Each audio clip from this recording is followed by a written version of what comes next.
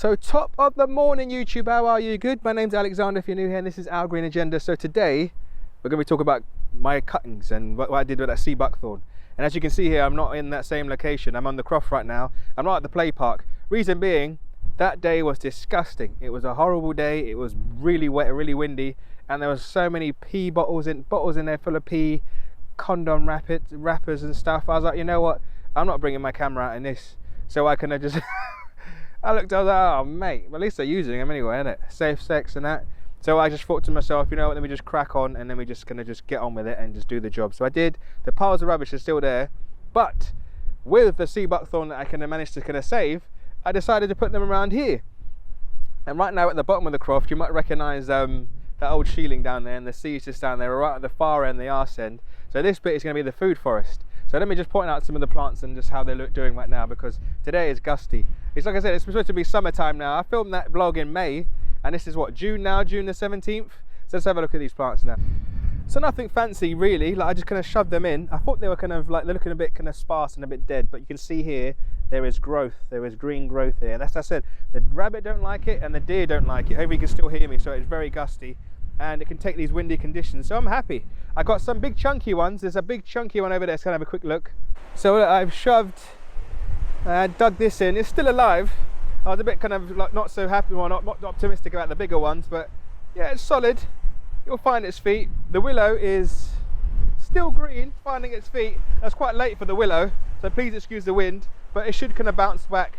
We can have a look at the other cuttings. This bit's a bit dead. Let me just show you a little kind of a little experiment down here. So if you're wondering what this is basically an old chicken coop. It was used for a chicken coop. Could be a nice little kind of play area for cedar, which I might use at the same time. So it basically needs to flip upside down now. Look, it's full of water right now. That's how much it rains here. It's bonkers. So, but the thing is, I want to flip it, but there's not enough space for it to kind of be in the position where I want it to be. I want it to be right there. Put some trees around it. For a nice space. We can be able to shelter from that. You can see the house from here. Look, ta-da! And then have it sheltered from the wind and stuff. And have the door facing this way, because we don't really get that many prevailing winds coming from the north. We do, but not that many. Plus there'll be a windbreak in the way there, so you should be able to slow it down, so it'll be a nice little place to nestle in. If I do have birds here, because I might have, like, so it'll be a food forest, but then if I do get some chickens who are a bit unruly, or might have a new flock, and you've got to do the whole separation thing, instead of making like an area which is kind of cordoned off, I can put them in here for the time being and have fun, them scratch around, get the pests and stuff. It's a big enough space for a good couple of chickens to live for a couple of months without them moonscaping the place. So this is why it's here. So it's a nice place. It gives me options basically, and plus it's been chucked out. So instead of me chucking it, or them chucking it out, I've taken it off them, and then I can reuse it. It's a win-win.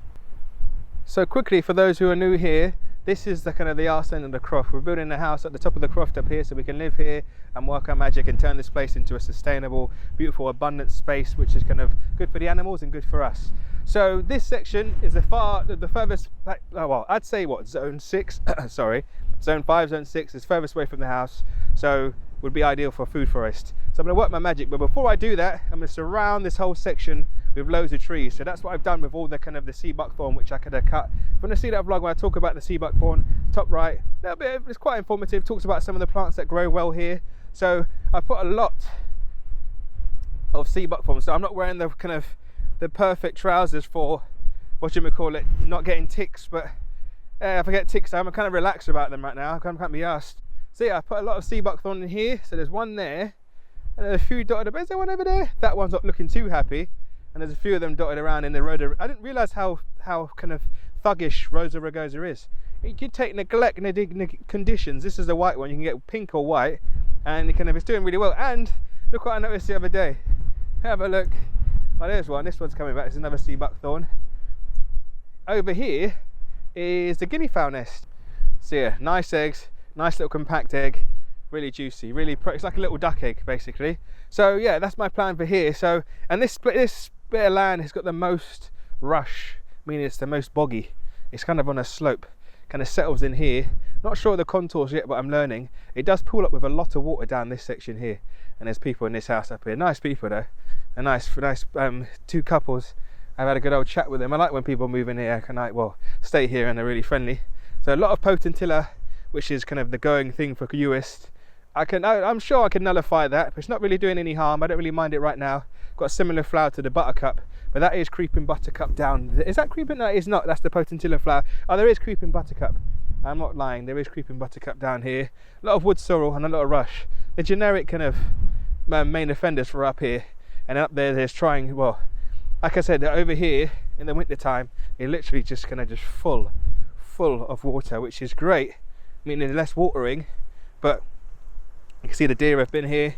But talking of deer, this is what I wanted to show you, this patch over here. And you can see they've had lazy beds, hence these kind of grooves here. And obviously they've designed it so that the water will just run off. So they've gone against the contour. So what I intend to do is kind of plant stuff so it would slow the water down instead of having it pee off. Because that's what we're about, preserving water. Yes, we're in Scotland and it rains a lot, but if I can preserve the water, then I can, then I will do so. So this is what I was talking about.